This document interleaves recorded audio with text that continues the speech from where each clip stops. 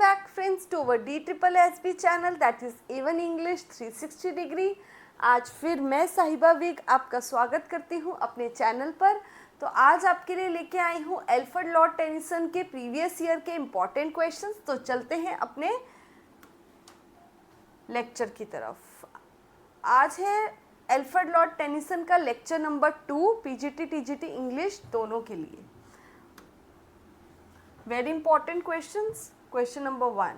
Alfred Lord Tennyson's poems about women's right. Women's के right के लिए जो एल्फ्रेड लॉर्ड टेनिसन ने एक पोएम लिखी थी जिसमें बताया गया था कि सिर्फ वुमेन जो है वो नीडल उठाने के लिए नहीं है, यानी सुई धागे के लिए नहीं है, या फिर सिर्फ घर गृहस्थी के काम करने के लिए नहीं है। The women is made for everything that man can do, जैसे कि for the battles, for the fights, for the मतलब she can be a warrior, वो वॉरियर भी हो सकती है एक औरत। So she has the equal rights as man has. So this is being discussed in his work the princess. उनका एक वर्क है, कौन सा वर्क है? प्रिंसेस। एंड प्रिंसेस में उन्होंने ये वुमेन राइट्स की बातें की हैं और ये एक सीरियस कॉमिक वर्क है, मतलब जो सीरियस भी है, थोड़ा सीरियस टॉपिक है क्योंकि वुमेन राइट्स के ऊपर है और थोड़ी सी कॉमेडी भी है। So it is a serio comic work. So we can refer to it as a serio comic work and it can be asked if the princess work किस वर्स में लिखा गया है। So it is being written in the blank verse, ये blank verse में है।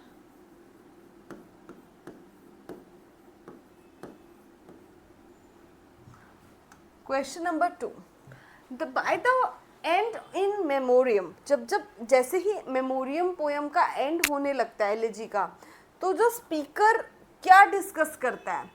A, he reembraces a Christian vision of life after life, he reasserts religious and scientific skepticism, he reiterates the Darwinian view of social life, or he reaffirms his faith in universal brotherhood.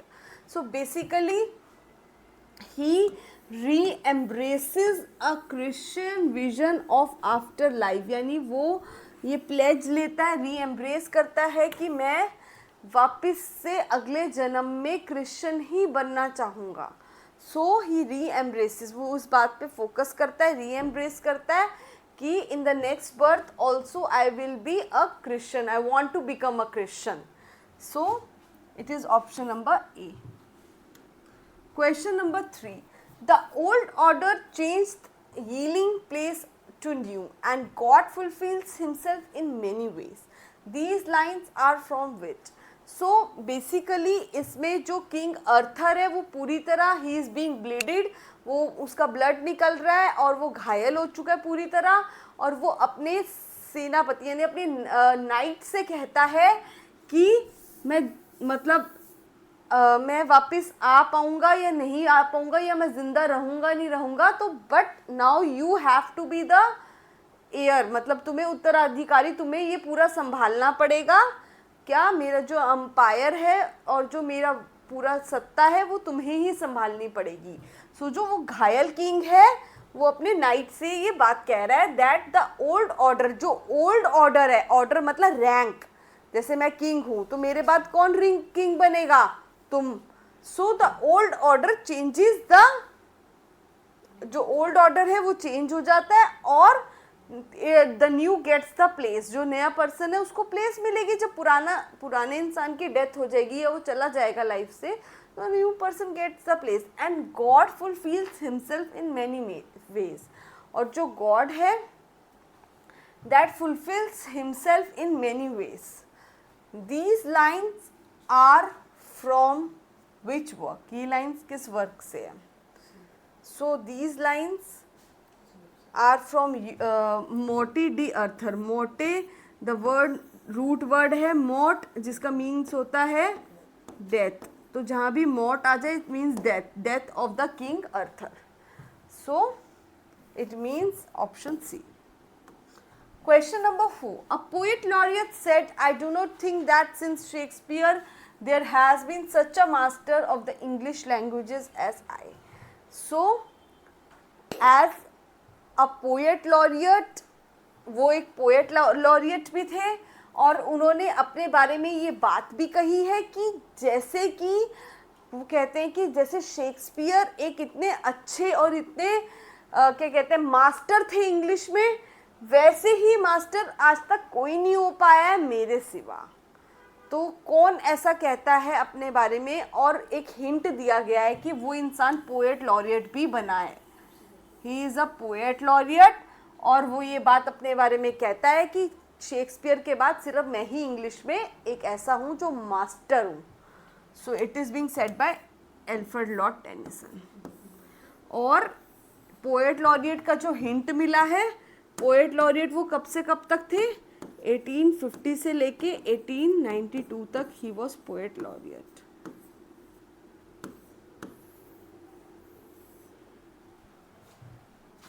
To strive, to seek, to find and not to yield. The given line has been taken from which? यानी कि मुझे एक आखिरी मौका चाहिए strive करने का, सीख करने का और एंड नॉट टू यील्ड। तो ये लाइंस बोली गई हैं यूलिसिस से ली गई हैं and these are said by the king Ulysses. Ulysses ने ही ये लाइन बोली है, said by Ulysses.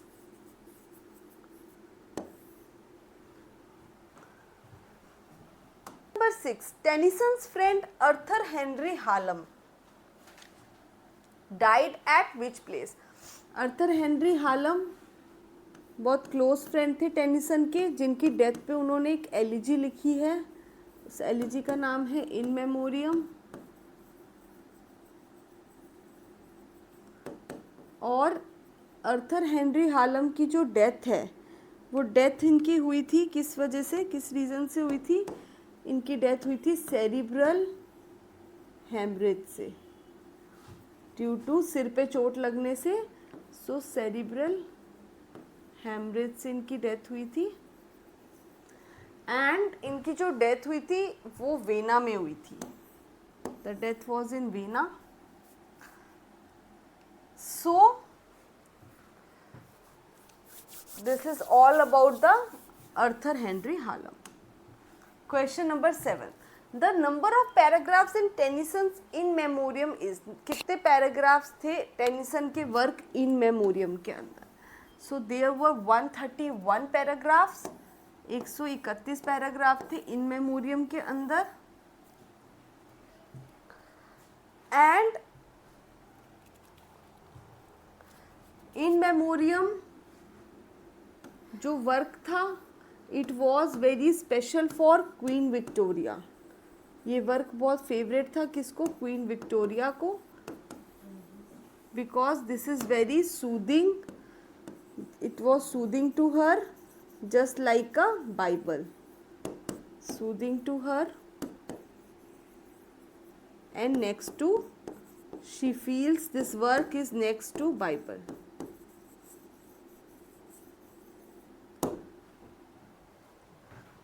There is not to make reply, there is not to reason why, there is but to do or die. These lines are from Alfred Lord Tennyson's poem. ये lines Alfred Lord Tennyson की poem से हैं।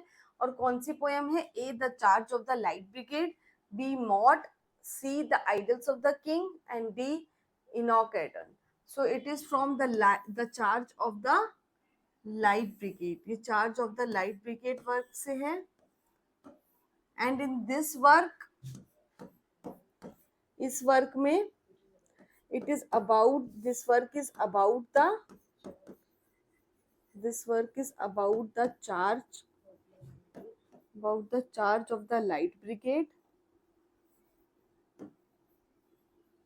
Charge of the light brigade.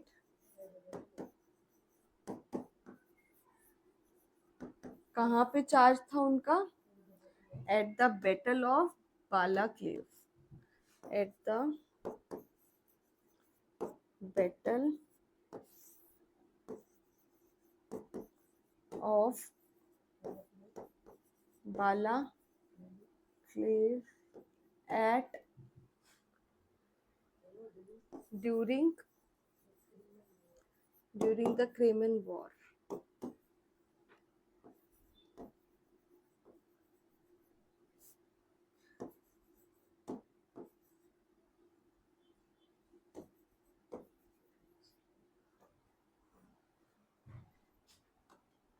Question 9. Which poem of Alfred Lord Tennyson was his favorite poem? कौन सी poem थी Alfred Lord Tennyson की जो उनकी favorite poem थी? One of the favorite poem.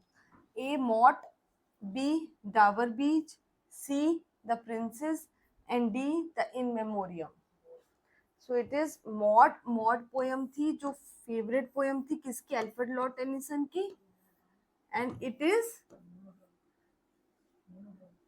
it is a monodrama. ये एक monodramatic poem थी written in blank verse.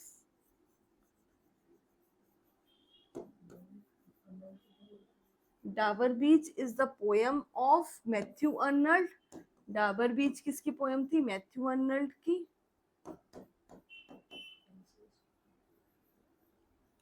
Princess किसका वर्क था? Alfred Lord Tennyson. And the princess क्या था? एक सीरियस कॉमिक वर्क था. Serio comic. It is a serio comic work about the women rights. About women rights. ठीक है. In memoriam क्या है? इन मेमोरियम एक एलिजी है जो मौत पे लिखी जाती है. किसकी मौत पे लिखी गई थी? A.H. हालम. ठीक है. अर्थर हेनरी हालम की मौत पे लिखी गई थी. Question 10. For what does Tennyson use the extended metaphor of crossing the bar? किसके लिए यूज किया था टेनिसन ने extended metaphor of crossing the bar in his poem by the same title? So crossing the bar किसके लिए use किया था? For setting forth in the unknown world or be traveling serenely from life through death. Yes, this title crossing the bar is used for traveling serenely life through the death, यानी life को serenely traveling करना from death. और he used this extended metaphor to compare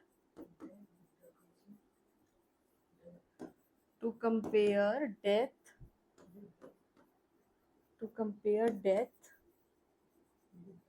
with crossing the sandbar. तो उन्होंने death को compare करा है किससे? क्रॉसिंग द बार से, यानी कि जो लाइफ की नदी है उसको पार करना है और फिर डेथ तक पहुंचना है. ठीक है. Question 11. The rhyming schemes of In Memoriam. जो राइमिंग स्कीम है इन मेमोरियम में वो कौन सी है? A B A B B, A B C या A B B A? So rhyming scheme है इन मेमोरियम की वो है D. That is A B B A. यानी कि first line is rhyming with the last and between two lines are rhyming. पहली line last line से rhyme हो रही है और बीच की दो लाइनें आपस में राइम हो रही है. Question 12. Sir Bedivere figures in the poem. Sir Bedivere किस पोएम में है? A. Morte d Arthur, B. Ulysses, C. Break and D. The Lotus Eaters. So Sir Bedivere was a very one of the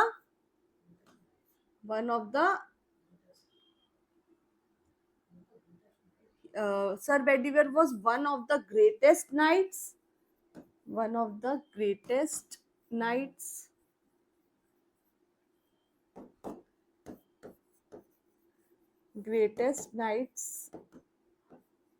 of King Arthur, King Arthur की सेना में सबसे greatest nights यानी soldiers में से एक थे, and it is from Morte d Arthur.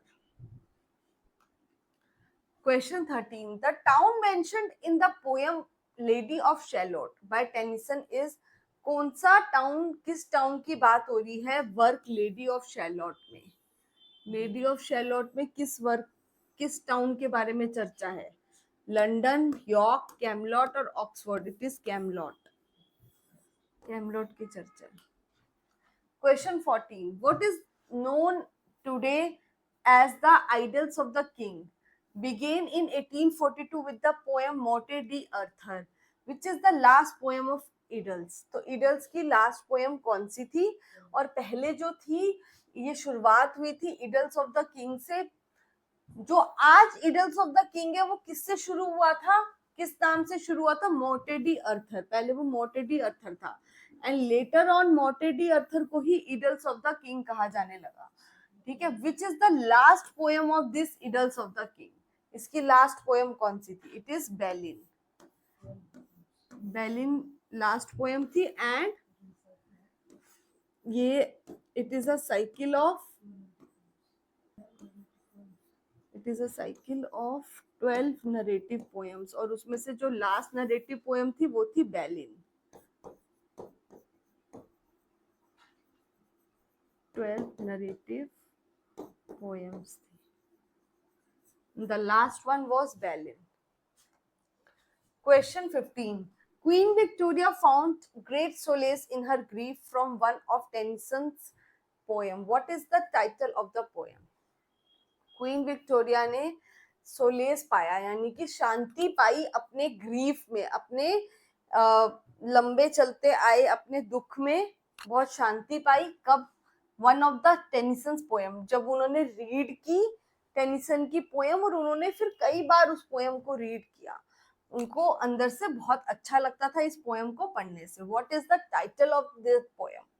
So Queen Victoria's favorite poem was In Memoriam, and this provides her solace. उनके दुख को, ग्रीफ को बहुत कम कर देती थी.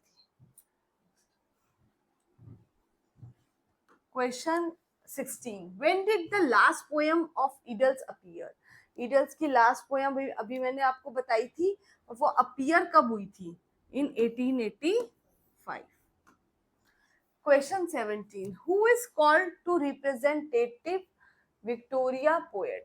कौन कहलाया जाता था representative of the Victorian poet? Victorian poet कौन कहलाया जाता था? सो the representative of the Victorian poet was A.L. Tennyson, Alfred Lord Tennyson. Question 18. Let knowledge grow more and more, but more of reverence in us dwell. यानी जैसे जैसे knowledge, ज्ञान हमारे पास बढ़ता जाएगा, हमें घमंड करने की बजाय अपने अंदर रेवरेंस लाना चाहिए, यानी हमें और डाउन टू अर्थ हो जाना चाहिए. So, in which poem of Tennyson do we find the above quoted line? ये lines किस poem की हैं? These are the lines from the work In Memoriam. ये In Memoriam की lines. Question 19. To follow knowledge like a sinking star beyond the utmost bound of human thought. ठीक है? Who composed these lines? Knowledge को follow करना just like a sinking star beyond the utmost bound of human thought, इंसान की सोच से भी ज्यादा. It is from the lines are by A.L. Tennyson, और ये लाइन्स किसकी हैं? यूलिसिस की लाइन्स हैं.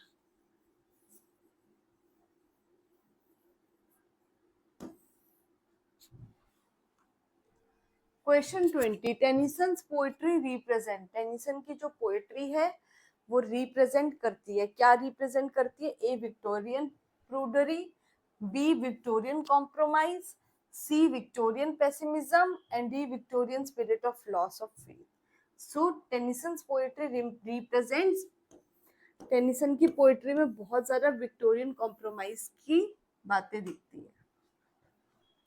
Question 21, men for the field and women for the hearth, यानी कि मेन जो है, आदमी जो है खेत जोतने के लिए ही बना है, और जो लेडीज है they are made for the hearth, यानी चूल्हा चौका करने के लिए। Man for the sword, man sword के लिए बना है, हथियार चलाने के लिए, वॉरियर बनने के लिए, एंड वुमेन नीडल शी, मतलब कि वो नीडल चलाने के लिए, सुई धागा चलाने के लिए बनी है। सो this is the line that appears in the work princess, ये प्रिंसेस की लाइन है। एंड मतलब ये इस पे जो है टेनिसन एक तरीके से क्रिटिसाइज कर रहा है कि दिस इज नॉट राइट, कि हम हमारी ये मानसिकता बनी हुई है कि आदमियों को जो है वो सारे अधिकार मिलने चाहिए and men should be only warriors. It is not right, women should also get the same rights, और वुमेन भी फील्ड में उतरनी चाहिए। So he is in this princess he is talking about the women rights, वो women rights की बात कर रहा है, जो कि उनको इक्वल राइट्स मिलने चाहिए वुमेन को, is talking about that. Question 22, the charge of the light brigade, जो चार्ज है किसका, लाइट ब्रिगेड का, by Tennyson, commemorate the battle of what, यानी कि लाइट ब्रिगेड जो थी उसका जो चार्ज था वो किस बैटल को कमेमोरेट करता है, यानी किस बैटल की बात करता है। So it talks about the battle of Balaclava in Crimean war, Crimean war में बालाक्लेव की battle. Question 23, of the following Tennyson wrote what, इनमें से फॉलोइंग में से टेनिसन क्या लिखता है। Of the following Tennyson wrote A the cup, B Stratford, C the sisters, and D both well. So he wrote the cup. Tennyson में, इसमें से टेनिसन का वर्क है the cup, and it is अ, ये tragedy है।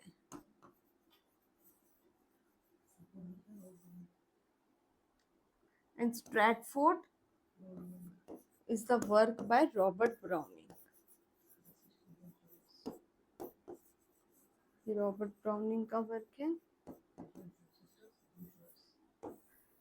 The Sisters is the work of James Joyce, and Bothwell by William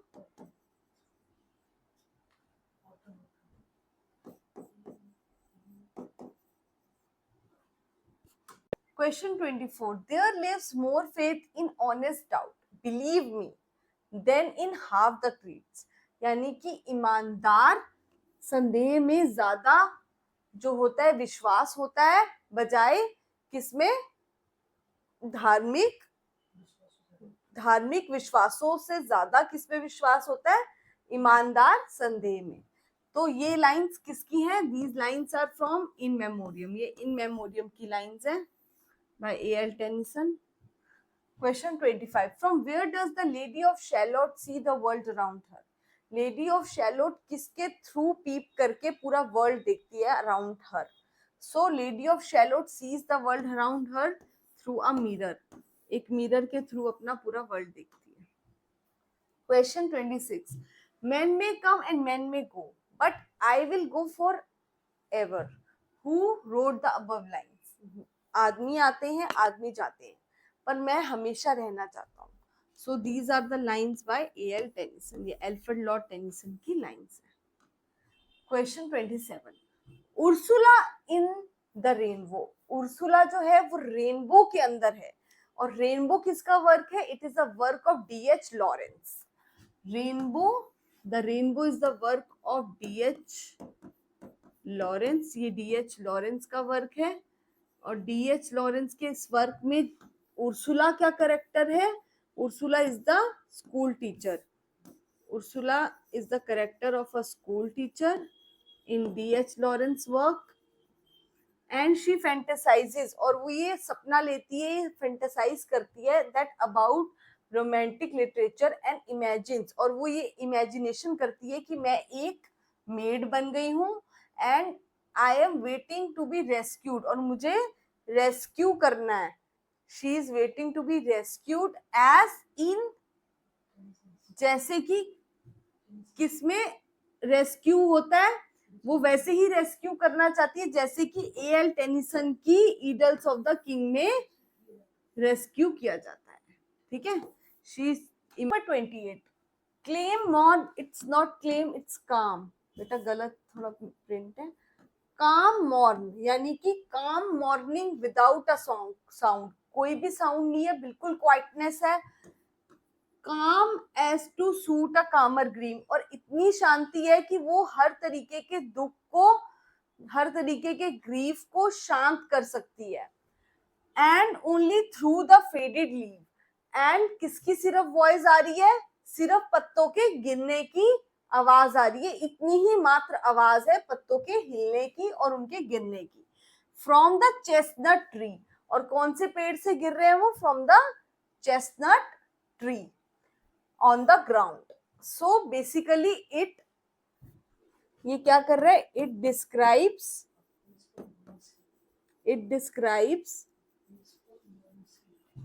a peaceful morning scene, it describes a peaceful morning scene, बहुत peaceful morning scene है जो कि किस पे emphasise कर रहा है, emphasizing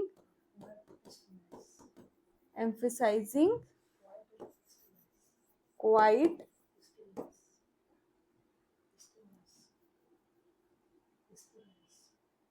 it describes a peaceful morning scene emphasizing quiet stillness.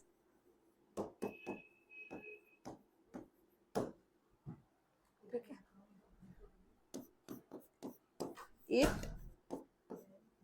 it can calm the deeper grief, ये डीपर ग्रीफ को काम कर सकता है, and it also represents the change of the season, ये चेंज ऑफ सीजन को भी रिप्रेजेंट कर रहा है कि अभी ऑटम चल रहा है, पेड़ पत्ते गिर रहे हैं पौधे, and now next will be spring, ये भी शो कर रहा है ये बात। द फेडेड लीव, ये वाली लाइन क्या शो कर रही है, that there is a change in the season, ये शो कर रहा है चेंज इन सीजन हो रहा है, एंड क्या आएगा, autumn is there, autumn is there, and next is there spring, और नेक्स्ट सीजन कौन सा है, स्प्रिंग, ठीक है। So answer is In Memoriam. Question 29, the name of Ulysses son, Ulysses के सन का क्या नाम था। सो यूलिसिस किंग जो है उसके सन का नाम था Telemachus, and Telemachus is the heir, वो एयर था यानी उत्तराधिकारी था of the throne of Ithaca, किसकी थ्रोन का उत्तराधिकारी था, इथेका का। Question 30, who is the author of the poem the defence of Lucknow, defence of Lucknow का ऑथर कौन था, and dealing with the siege of Lucknow, one of the terrible incidents of the Indian mutiny, यानी जब 1857 में पहली बार first war of independence broke हुआ लखनऊ के अंदर, तो वहां पे सीज हो गया, पूरा लखनऊ को सीज कर दिया गया था, siege, and one of the terrible incidents हुआ था इंडियन म्यूटिनी के साथ, यानी इंडियन सोल्जर्स के साथ बहुत ही टेरिबल इंसिडेंट था वो, एंड इट इज इन 1857, 1857 के अंदर हुआ था ये फर्स्ट वॉर ऑफ इंडिपेंडेंस जो शुरुआत हुई थी। सो this is a work by AL. Tennyson, ये वर्क था ए.एल. टेनिसन का जो लिखा गया था द डिफेंस ऑफ लखनऊ पे, dealing with the siege of Lucknow, and it deals with the first war of independence that broke out in Lucknow, जो लखनऊ में ब्रोक आउट हो गया था। This is all for today. So you can join me on A1 English 360 degree. हम और आपके लिए questions लेके आएंगे प्रीवियस ईयर के। कल दोबारा मॉर्निंग में मिलते हैं।